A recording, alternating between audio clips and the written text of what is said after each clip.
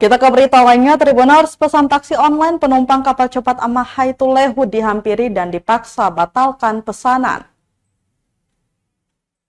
Gegara memakai jasa transportasi online, penumpang yang baru tiba di Pelabuhan Tulehu dihampiri beberapa sopir taksi konvensional. Di lokasi terlihat para supir taksi menghampiri 3 orang penumpang yang baru saja keluar dari area Pelabuhan Tulehu. Mereka melarang serta memaksa ketiga orang tersebut untuk tidak menggunakan transportasi online.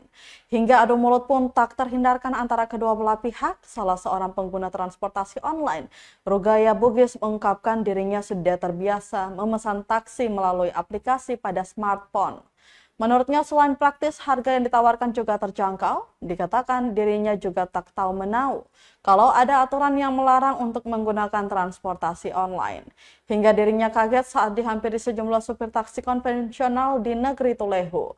Mereka pun mengalah dan memilih menggunakan angkutan umum di Kecamatan Salahutu itu, sembari membatalkan pesanan taksi online yang belum juga tiba di titik penjemputan.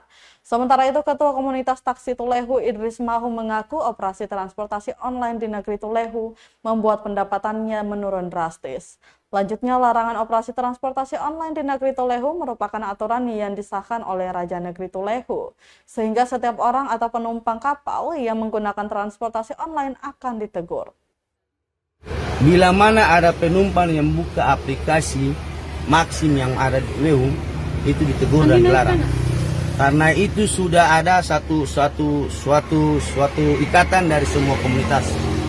Ibu boleh baca yang tadi saya tunjukkan. Oke, satu lagi sudah disampaikan ke aplikasi yang sudah terkait? 3 kali aplikasi Maxim saya datang untuk membatasi wilayah jalur Salahutu, tapi tidak ada teguran sampai sekarang. Download Tribun X sekarang, menghadirkan lokal menjadi Indonesia.